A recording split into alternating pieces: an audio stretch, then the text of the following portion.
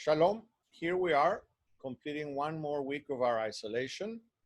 And with that, the angst, the difficulty, the nervousness that has arrived now piled up into a bundle that sometimes it's hard to manage.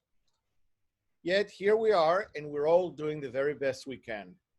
I thought I'd leave you, first of all, with a beautiful background of pictures for spring. And with that, the idea that we are part of nature and the world in which we live. And to that end, sometimes we are forced to not so much react to the world, but to follow the ebb and flow of nature. Let me explain what I mean.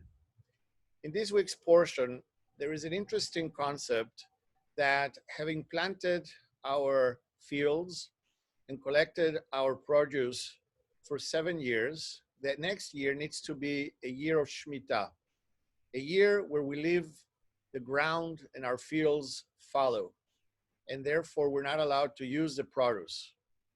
Many have asked what is the purpose behind this law, and in my opinion, it's very simple. Even though we control our backgrounds, our environment, everything we do is under our control, for 1 year, we're not able or allowed to control nature. We have to allow it to replenish itself, to nurture itself, and to allow us in that same process to appreciate and to admire the beauty that surrounds us. That is precisely what, in my opinion, we are doing this year. For the last 2 months, we have had to separate ourselves from the world, from the control that we always exercise over the life around us, and just cruise along with nature. There have been positive results of this. You all know that as a result of our being sequestered, the world has healed somehow. The global warming trend has slowed down. We are emitting much less gases into the atmosphere, and the world is a little better as a result.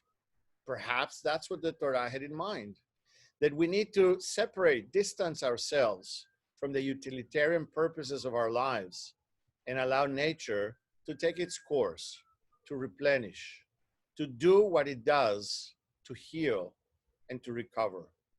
So let's us also take this opportunity to heal and to recover. Sometimes our relationships are not the best. Maybe this is a time to reach out and to heal those relationships that haven't been working out. It is a time for us to look inward, to realize who we are, what we have, what is important, and perhaps to allow ourselves to let go a little bit of all that baggage that we carry and allow ourselves, like the land, to replenish and to come on the other side better, nurtured, and positive. Positive is the word of the day. I want you all to remain positive while you remain safe in your homes and understand that what we're doing is perhaps part of the cycle of nature. We may not, as the words of the Torah command us, separate ourselves and let nature take its course.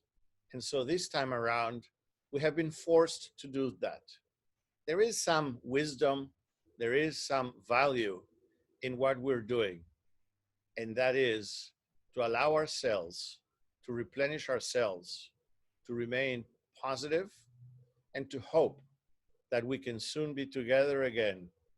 And as is the case of the fields, to reap the fruit of all that we have planted and to enjoy the fruits of nature.